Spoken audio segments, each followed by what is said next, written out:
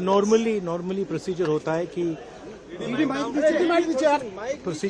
कि you can ask to talk. तो I had asked to be allowed to make a statement कि मैं statement जो देश में सिचुएशन है एलपीजी की, गैस की, जो तेल की सिचुएशन है, और ये अभी शुरुआत है, तो इसके बारे में मैं बोलना चाह रहा था। बट कोई नया प्रोसीजर चालू हुआ है कि मंत्री पहले डिसाइड करेगा, फिर मैं बोलूंगा, फिर मंत्री रिप्लाई करेगा। तो ठीक है, let's see what happens. But basically main चीज क्या है, that gas is going to be a problem, petrol is going to be a problem, all fuel is going to be a problem, because essentially our energy security has been compromised.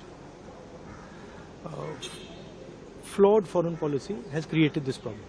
Now it doesn't matter, अभी क्या करना है, अभी prepare करना है। अभी आपके पास थोड़ा सा टाइम है,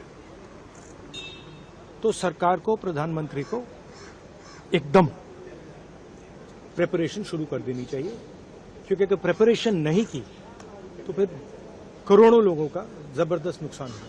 कह रहे कोविड के जैसे कोविड से निपट लिया था वैसे ही निपट लेंगे।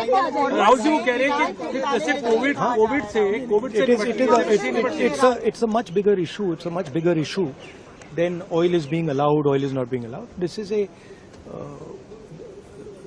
This war is fundamentally about the current world order. Right? This is a much bigger thing than Iran is allowing us to allow fuel, not allow fuel. We are going into an unstable time. When you go into an unstable time, you have to change your mindset. You cannot have the same mindset, right?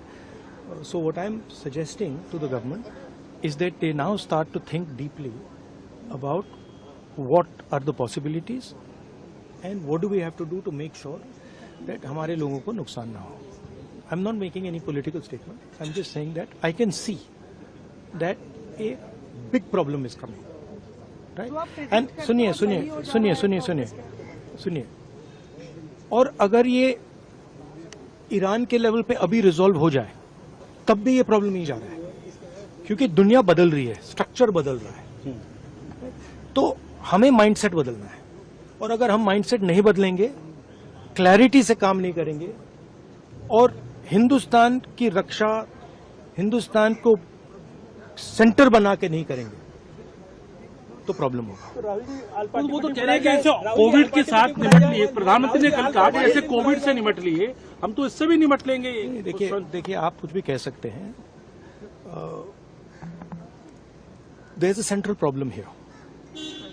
And I've been saying the problem is the Prime Minister is not able to function as the Prime Minister of India. And there's a reason for it, right? He's trapped. Now, anyway, he still needs to make sure currently that the people of India are protected. He needs to make sure that our energy security is managed by us, that we are taking the decisions about our energy security, right? So that's all I'm saying. I hope the government listens to what I'm saying, because अगर नहीं सुनेगी तो बहुत बुरा नुकसान होने वाला है. We'll see. Now let me